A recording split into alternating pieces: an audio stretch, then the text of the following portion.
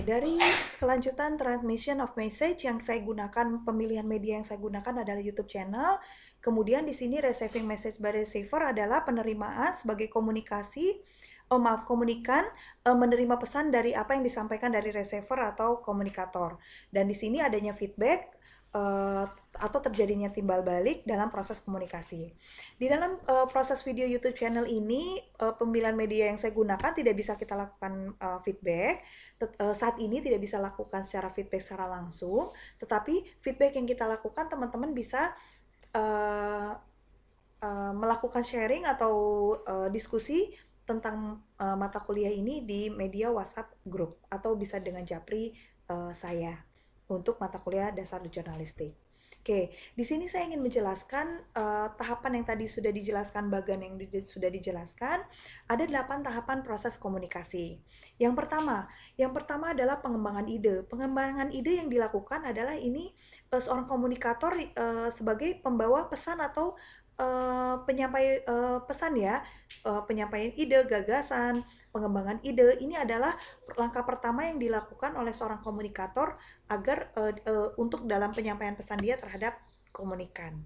Nah, yang kedua, pengkodean atau penyandian atau kita biasa disebut decoding seperti yang tadi saya sudah sampaikan dalam bentuk simbol-simbol atau penyandian yang bisa menerjemahkan ide menjadi bentuk yang dapat dipahami oleh seorang komunikator.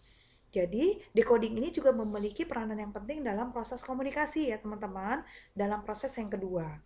Kemudian kita lanjutkan tahap komunikasi kita yang ketiga yaitu pengembangan pesan. Di pengembangan pesan ini adalah penyaringan di mana pesan-pesan yang disampaikan adalah seorang komunikator harus bisa menyaring komunikasi atau penyampaian pesan apa yang baik yang ingin dikomunikasikan kepada orang lain atau komunikan agar komunikan dapat mengerti terhadap pesan yang disampaikan oleh seorang komunikator gitu. Jadi di sini pengembangan pesan yang dikirim ke penerima bisa dalam bentuk lisan, tertulis, bisa simbolis, bisa verbal, non-verbal. Contohnya, bisa teman-teman lihat di sini. Misalnya, ketika orang berbicara, ucapan adalah pesannya. Ketika orang menulis surat, kata-kata kalimat adalah pesan. Ketika orang menangis, tangisan adalah pesan. Jadi, itu bagian dari seperti kita tersenyum, kita menangis, itu adalah bagian dari pengkodean atau pengembangan pesan yang ingin disampaikan. Oke, lanjutan yang keempat tentang proses komunikasi adalah pemilihan media.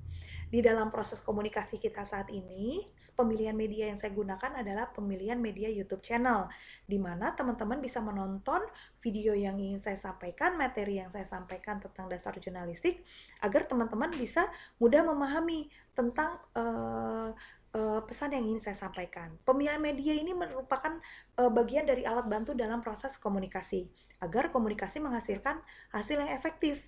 Jadi, karena posisi kita nih tidak bisa tetap muka dengan teman-teman, saya tidak bisa datang ke kampus, teman-teman juga nggak bisa datang ke kampus karena masalah wabah virus corona ini, sehingga kita membuat komunikasi pemilihan media yang efektif itu melalui berbagai macam cara. Nah, cara yang kita lakukan sekarang adalah menggunakan media YouTube channel.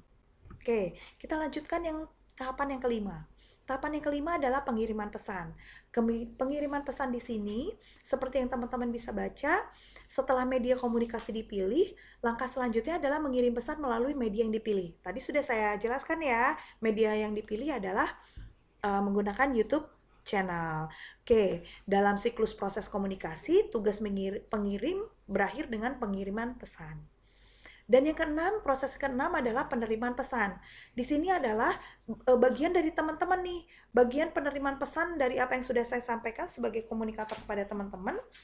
Tahap ini adalah tahap melibatkan penerima pesan oleh penerima, yaitu teman-teman ya, dalam bentuk bisa melihat, mendengar, merasakan, dan lain sebagainya. Oke, sejauh mana penerima menerjemahkan pesan tergantung pada pengetahuan tentang pokok permasalahan, pengalaman, kepercayaan, dan hubungan dengan pengirim. Oke, di sini saya rasa teman-teman sudah cukup paham ya terhadap penerimaan maksud dari penerimaan pesan. Oke, proses dan langkah ketujuh yaitu penerjemahan dan pemahaman pesan decoding. Oke, karena di sini si pengirim sudah melakukan decoding atau penyandian kode untuk dalam penyampaian pesan. Di dalam decoding ini, decoding proses yang ketujuh adalah proses di mana teman-teman bisa menyaring nih apa yang sudah disampaikan komunikator itu teman-teman bisa mudah pahami, bisa teman-teman terima atau tidak. Dan yang kedelapan sudah pasti adanya feedback. Feedback di mana nanti teman-teman akan bertanya atau melakukan pertanyaan bagi suatu pesan atau materi yang tidak bisa teman-teman mungkin tidak pahami, teman-teman bisa melakukan feedback atau timbal balik kita komunikasi, umpan balik yang sudah saya sampaikan pesan kepada teman-teman, kemudian teman-teman ada feedback kepada saya. Responnya bisa berupa verbal maupun non-verbal. Jadi itu untuk respon bisa dilakukan secara verbal atau non-verbal ya. Oke, sekarang untuk langkah selanjutnya adalah syarat komunikasi. Syarat komunikasi itu harus apa sih? Di sini ada 6 syarat komunikasi. Sudah pasti harus ada sumber ya teman-teman. Sumber adalah materi yang ingin disampaikan itu harus ada dulu. Pada saat sebelum kita komunikasi, kita harus ada sumber materi yang ingin kita sampaikan. Baru yang kedua adalah komunikator sebagai pembawa pesan. 3, komunikan sebagai teman-teman sebagai penerima pesan. Yang keempat, baru pesan yang ingin disampaikan, penyampaiannya. Yang kelima adalah saluran media atau alat bantu yang digunakan seorang komunikator agar komunikasi bisa berjalan dengan lancar. Dan yang keenam pastinya adalah efek. Efek atau akibat dari hasil komunikasi tersebut, apakah efeknya negatif ataupun hasilnya positif. Yang diharapkan dalam syarat komunikasi itu adalah hasil yang efek positif ya teman-teman ya. Seperti yang saya sudah pernah jelaskan sama teman-teman nih, perbedaan kita berbicara seorang komunikator nggak bisa berbicara sendiri ya. Tidak bisa berbicara tanpa seorang komunikan. Salah satu syarat komunikasi ini hilang aja. Oke, misalnya kalau hilangnya saluran media nggak ada jadi masalah. Kita bisa langsung bertatap muka. Tetapi pada seorang komunikator berbicara sendiri atau tidak ada seorang pendengarnya atau medianya, itu tidak bisa menjadi satu disebut sebagai komunikasi. Karena berbicara sendiri tentu saja tidak bisa ya. Orang akan berasumsi persepsi bahwa orang tersebut atau komunikator tersebut memiliki kelainan jiwa atau gila karena dia berbicara sendiri. Lain jika kita berbicara dengan Tuhan, kita sedang berdoa atau sebagai seorang muslim, kita sedang melakukan sholat, itu bagian dari komunikasi. Syarat komunikasinya sudah benar. Tetapi yang membedakan adalah komunikasi yang dilakukan pada saat berdoa adalah komunikasi intrapersonal. Sedangkan komunikasi yang dilakukan secara timbal balik feedback antara saya dengan teman-teman itu adalah komunikasi interpersonal. Oke ya, itu yang membedakan antara komunikasi intrapersonal dan komunikasi interpersonal. Oke, sekarang kita lanjutkan ya teman-teman ya. Sebenarnya macam-macam komunikasi itu ada berapa sih? Nah, macam-macam komunikasi itu ada 2. Yang pertama, komunikasi lisan dan tertulis.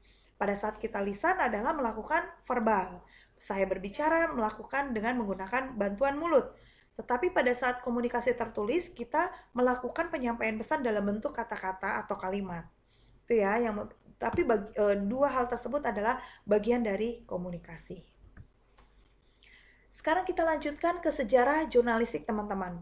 Oke, sebenarnya sejarah jurnalistik ini sudah melalui 3 tahapan ya teman-teman. Kita sudah melalui 3 tahapan. Pada saat teman-teman sudah kuliah di mata kuliah dasar jurnalistik ini, teman-teman masuk ke fase generasi ketiga. Oke, saya masih menggunakan fase generasi yang sebelumnya di generasi 2, tapi untuk teman-teman sekarang sudah canggih, sudah masuk ke fase yang jauh lebih modern ya. Oke, baik. Kita lanjutkan, apa sih sebenarnya jurnalistik itu? Oke, pengertian jurnalistik. Teman-teman bisa baca di sini. Jurnalistik adalah proses atau ilmu dalam pengumpulan, penulisan, penyuntingan, dan publikasi berita. Jurnalistik disebut juga dengan kewartawanan. Ilmu dalam menulis, jurnalistik juga bisa disebut sebagai ilmu menulis ya teman-teman. Teknik menulis, ilmu menulis, khususnya menulis informasi atau berita. Oke, di sini saya rasa teman-teman sudah cukup paham tentang pengertian dari jurnalistik. Sekarang lingkup jurnalistik itu apa sih? Lingkup jurnalistik itu terbagi dari satu media. Media yang dilakukan bisa media cetak dan elektronik. Media cetak itu bisa dalam bentuk koran, majalah, buletin, brosur, pamflet, dan lain sebagainya. Tapi pada saat masuk ke media elektronik, itu sudah masuk ke radio.